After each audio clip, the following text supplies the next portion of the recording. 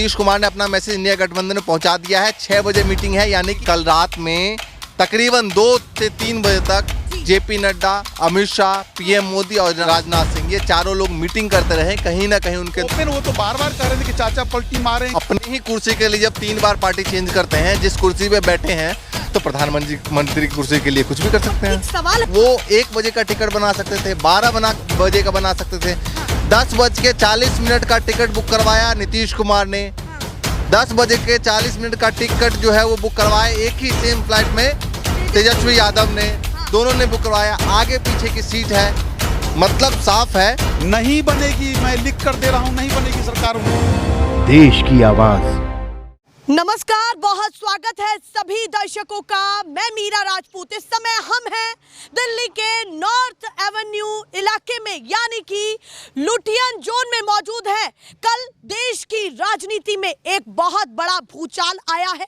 कल 2024 के नतीजे सामने आए और पूरे देश को चौंका दिया, क्योंकि जिस राज्य को यह कहा जाता है कि यहीं से देश की बड़ी कुर्सी का रास्ता होकर के निकलेगा, यानी कि सही समझ रहे हैं आप, उत्तर प्रदेश। उसी उत्तर प्रदेश ने एक बहुत बड़ा झटका बीजेपी को दिया है, पर उसमें एक बहुत बड़ी दिलचस्प चीज भी है।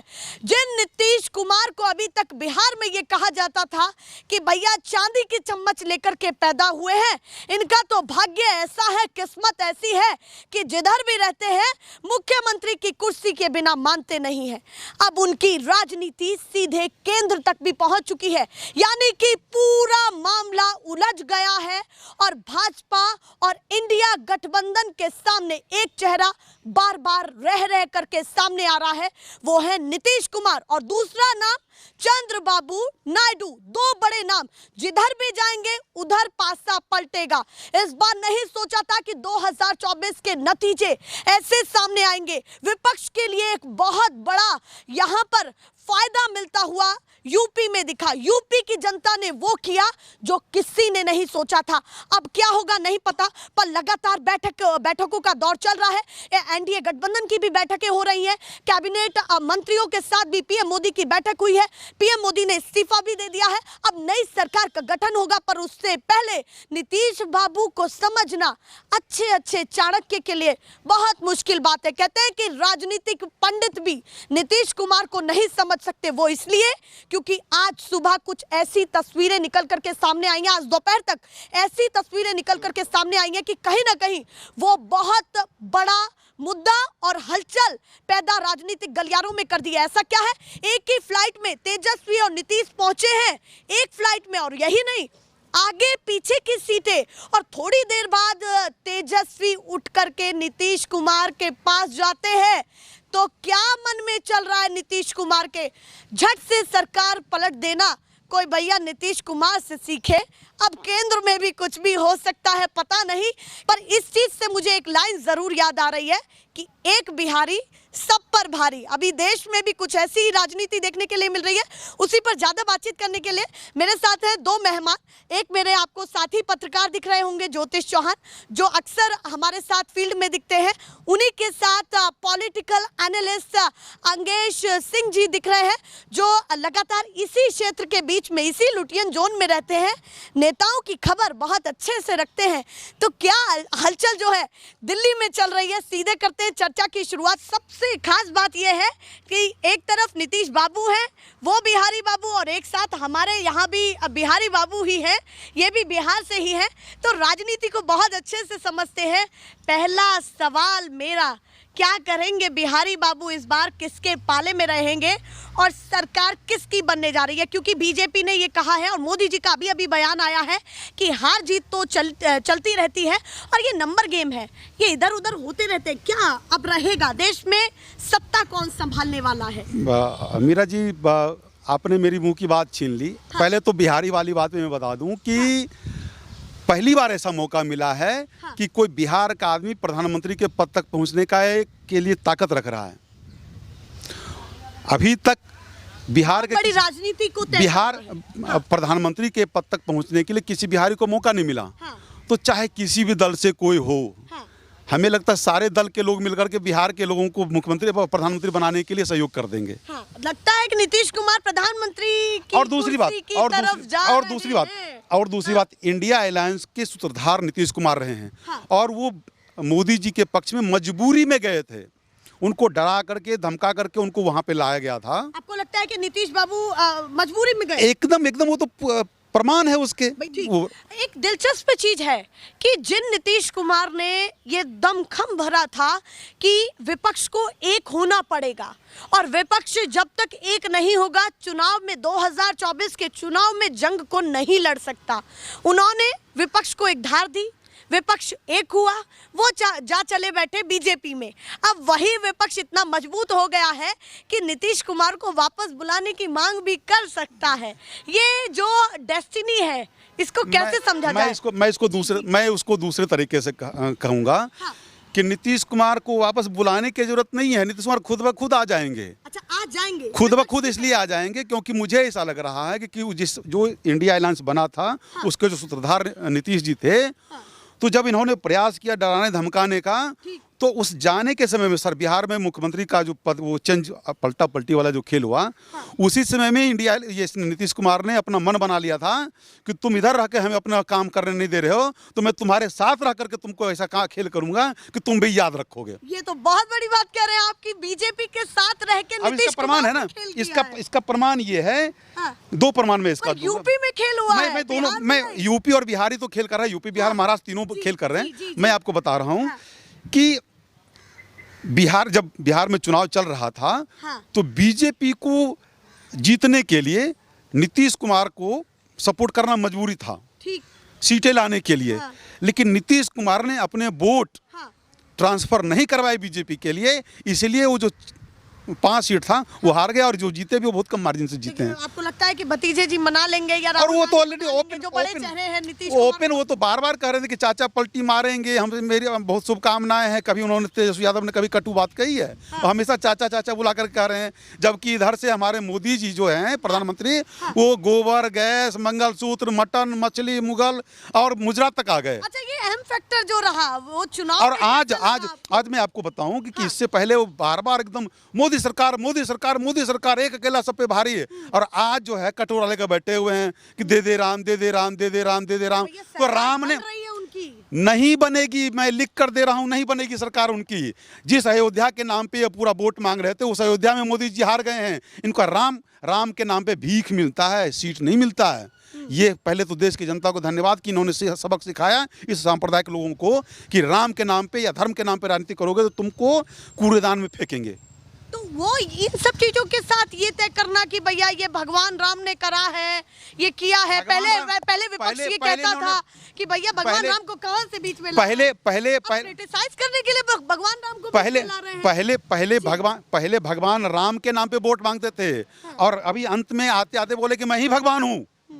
तो लोग, जनता ने कहा कि अच्छा मैं तुम्हें अब तुम्हारी औकात बताता हूँ। और आज जो बोल रहे हैं कि चुनाव में जीत हार होती रहती है, आंकड़े बनते बिगड़ते रहते हैं, इससे पहले आप जब से मोदी जी को जानते, कभी उनके मुंह से आपने सुना था कि विपक्ष भी कोई चीज़ होती है, सम्मान बना रहना चाहिए, जीत हार होती रहती है? ये लोग ये जो बयान उन्होंने दिया है कि जीत हार होती रहती है, ये बड़ा बयान है, बहुत बड़ा बयान है, और बहुत बड़ा बयान है। और उनको अब डर लग रहा है मोदी और अमित शाह को कि जब इंडिया अलायंस की सरकार बनेगी तो कहीं जो उन्होंने दूसरे विपक्ष के नेताओं के साथ में किया, जेल में डाला, सीबीआई ईडी का छापा पड़वाया, बहुत सारे उदंड व्यवहार किए, कहीं उसका बदला ना इनसे लिया जाए। चलिए, उन्होंने अपने बहुत सारे फैक्ट्स भी बताए हैं।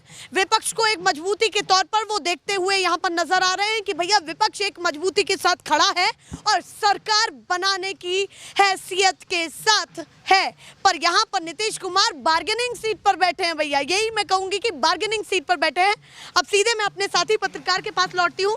ज्योतिष, कहाँ से इस चुनावी रिजल्ट की सबसे पहले जो पूरा मीटर है, पूरा काटा है, वो नीतीश कुमार पे आके टिकता है। और नीतीश कुमार वो खिलाड़ी है जो पहले चारों तरफ देख लेते हैं कि माहौल क्या है, और माहौल जहां पर सुटेबल बनता है उनके लिए वहां जाके बैठ जाते हैं। इसीलिए आप देखिए कि कल से नीतीश कुमार कभी भी आ सकते थे। आज लगभग 4 बजे एनडीए की बैठक है, हो सकता है इंडिया की 6 बजे है, 4 बजे एनडीए की बैठक है, वो 1 बजे का टिकट बना सकते थे, 12 बजे का बना सकते थे। 10:40 का टिकट बुक करवाया नीतीश कुमार ने। 10:40 का टिकट जो है वो बुक करवाया एक ही सेम फ्लाइट में तेजस्वी यादव ने। दोनों ने बुक करवाया, आगे पीछे की सीट है। मतलब साफ है कि इस माहौल में अगर वो कहीं बाहर निकल के जाएंगे तो मीडिया का पूरा ध्यान उनकी तरफ होगा। तो मैसेज पहुंचाएंगे कैसे? तो मैसेज पहुंचाने के लिए साफ तौर से उन्होंने ये रास्ता चुना और अपना मैसेज इंडिया गठबंधन तक कैसे पहुंचाया जाए, इसीलिए उन्होंने ये काम कर दिया अपना। क्या लगता है कि वाकई बातचीत हुई होगी? क्योंकि तेजस्वी यादव नीतीश कुमार के बगल में जाके बैठे फ्लाइट। तेजस्वी यादव बहुत बड़ी खबर है चुनाव से।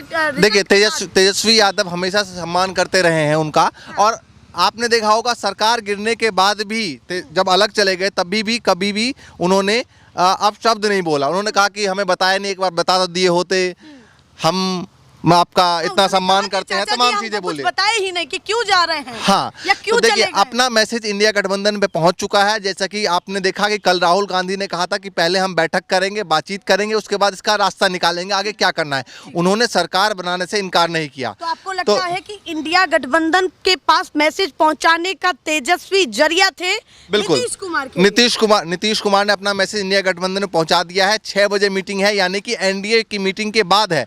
तो पहले वो एनडीए की मीटिंग में जाकर बैठेंगे, वहां पर देखेंगे कि भाई मोदी जी क्या कहते हैं, शाह जी क्या कहते हैं और कहां तक झुकते हैं। उसके बाद उनको लगता है कि भैया यहां तक झुक गए, आ गए उनके बराबरी तक, उनके नीचे तक, तो मान जाएंगे। हो सकता है नीतीश कुमार जो है एनडीए में बैठ सकते हैं, लेकिन मुझे नहीं लगता कि नीतीश कुमार जो है वो एनडीए में रहेंगे। इंडिया गठबंधन में इसलिए भी जा सकते हैं कि इस बार पहली बार उनके लिए प्रधानमंत्री बनने का मौका इंडिया गठबंधन दे सकता है। और मोदी जी शाह जी कभी ये नहीं करेंगे। हो सकता है कि उनको बोल दिया जाए कि आगे आपको राष्ट्रपति बना दिया जाए, वो बात की बात है, लेकिन फिलहाल में प्रधानमंत्री बनने की बात है। तो मुझे लगता है इंडिया गठबंधन ऑफर कर सकता है। यानी कि आपको लग रहा है किंग मेकर से ज्यादा वो किंग की भूमिका में रहना पसंद करेंगे?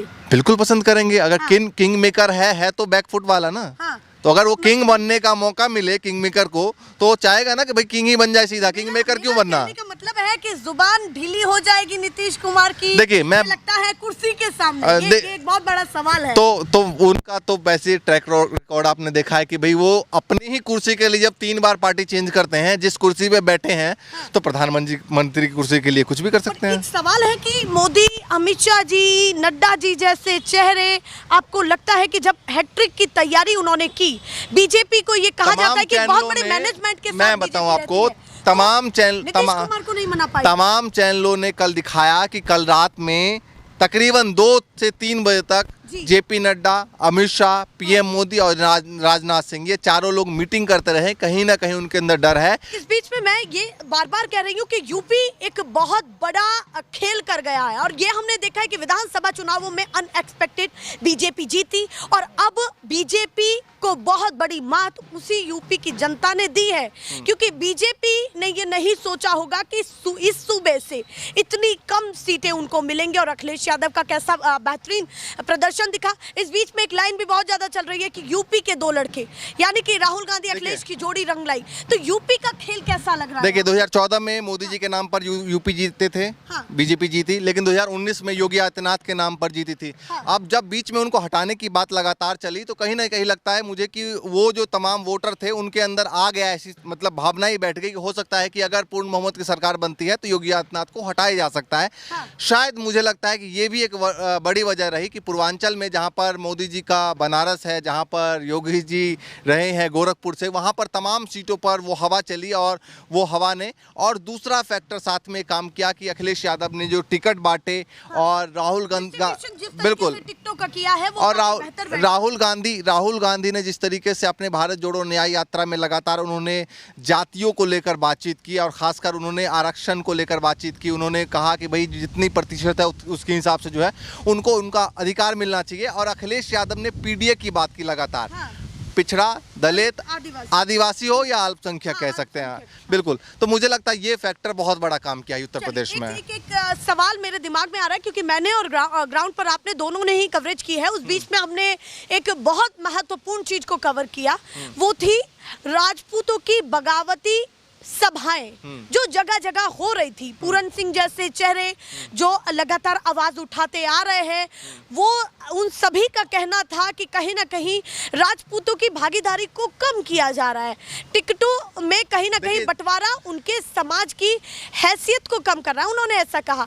एक बहुत ज़्यादा नैरेटिव ये भी चला कि कहीं ना कहीं राजपूत समाज नाराज है क्योंकि योगी आदित्यनाथ को एक साइड किनारे किया जा रहा है। देखिए, तो क्या लग रहा है कि ये राजपूतों की क्या तमाम जगहों पर यही बातें लगातार चली, सोशल मीडिया से लेकर और तमाम ग्राउंड पर भी, तमाम सभाओं में भी कुछ लोगों से बातचीत हुई। उनका यही मानना था कि हो सकता है कि योगी आदित्यनाथ को भी हटा दिया जाए। तो ये उनके अंदर, राजपूत समाज के अंदर डर था और कई सीटों पर इम्पैक्ट इसका काफ़ी पड़ा, गाजियाबाद से लेकर। हालांकि गाजियाबाद में बहुत कम पड़ा, लेकिन और जो पूर्वांचल की तरफ जाएं, चाहे गुजरात में जिस तरीके से 1 सीट निकली है, जैसे राजस्थान में कई सीटों का नुकसान हुआ है, राजपूत समाज ने बहुत सारी जगहों पे इसका जो है वो काफी इम्पैक्ट देखने को मिला। एक चीज, हालांकि ये सारी बातें हैं, पर उस बीच में एक बहुत महत्वपूर्ण चीज हो जाती है कि अखिलेश यादव ने अपने आंकड़ों से सबको हिला दिया है, वाकई चौंका दिया है। पर उस बीच में मैं एक तस्वीर मेरे दिमाग में रह करके वापस आ रही है, अखिलेश यादव की बेटी की।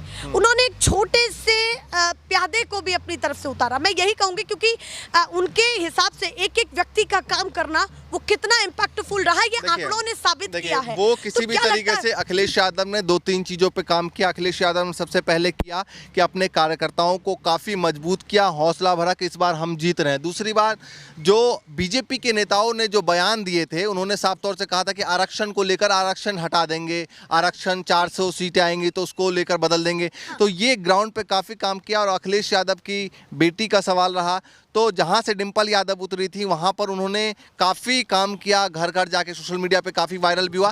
तो वो इसलिए भी क्योंकि एक कहीं ना कहीं लोगों के अंदर कनेक्ट करता है कि माँ के लिए एक बेटी कितनी ग्राउंड पर मेहनत करे तो इनको जिता दिया जाए। और काफ़ी सीट पर भी किया, माता जी की सीट पर भी किया, जहाँ भी, तो लगा कि कहीं ना कहीं विपक्ष ने एक बहुत अच्छी फाइट। बिल्कुल। अभी क्या लग रहा है कि जिस तरीके से बैठकें होने वाली अनुमानित, क्या लग रहा है? मुझे ऐसा लग रहा है कि नीतीश कुमार की अगर बातें 4 बजे नहीं बनती है तो 6 बजे सीधा वो इंडिया गठबंधन के बैठक में जा सकते हैं, या हो सकता है कुछ ब्रेक लेकर कल तक का समय लिया जाए। और है यहाँ पर कि चंद्रबाबू नायडू क्या करेंगे? क्या कांग्रेस ने, अपने जयराम रमेश ने कल राज्य के दर्जे पर रह जाएंगे?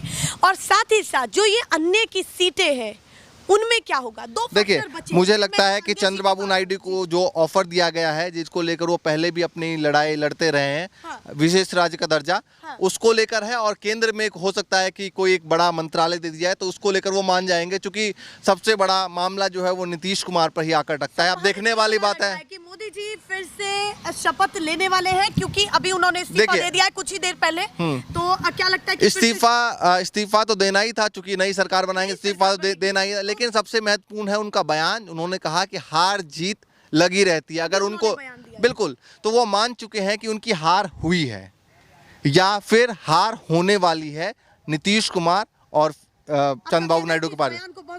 बिल्कुल, बहुत सीरियस है। चलिए, उन्होंने इस बयान को बहुत तवज्जो दी है, क्योंकि अभी अभी कैबिनेट की बैठक के बाद या जो भी बैठकों का सिलसिला चल रहा है, उस बीच में पीएम मोदी ने ये कहा है कि हार जीत राजनीति में लगी रहती है और ये नंबरों का खेल है, ये भी चलता रहता है। अंग्रेज जी के पास वापस लौटते हैं, एक बिहारी बाबू के पास फिर से, कि क्या क्या और पिटारे में इनके बचा है, अभी और क्या है जो हम संभावित समझ सकते हैं कि देश की राजनीति कैसी होगी। पर इस बीच में एक चीज तय है कि अब पक्ष कोई भी हो, विपक्ष कोई भी हो, संसद बहुत मजबूत हो चुका है। देखिए जी, जिस दिन मोदी जी ने 2 मिनट के अंदर में, मतलब ओम बिरला के सहयोग से, लोकसभा अध्यक्ष के सहयोग से 150 सांसदों को संसद से सस्पेंड कर दिया था, उस दिन यह स्पष्ट हो गया था कि मोदी जी एकदम तानाशाही के मूड में हैं। वो एकदम हिटलर आधे बन चुके हैं, आधे और बनने के लिए उनको बहुमत चाहिए था।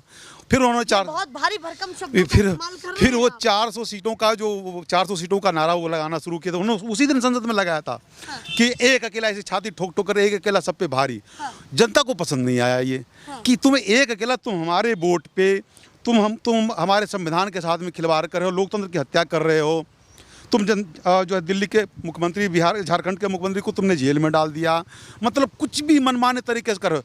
आज मोदी जी को 2 बैसाखियों का सहारा लेना पड़ रहा है, जबकि ईडी, सीबीआई, इवन की जुडिशियरी भी इनके दबाव में काम कर रही थी। सहारा तो आपको भी लेना पड़ेगा नहीं? हम तो विपक्ष में थे ना। हाँ। जनता तो विपक्ष में थी, जनता लड़ी है ना।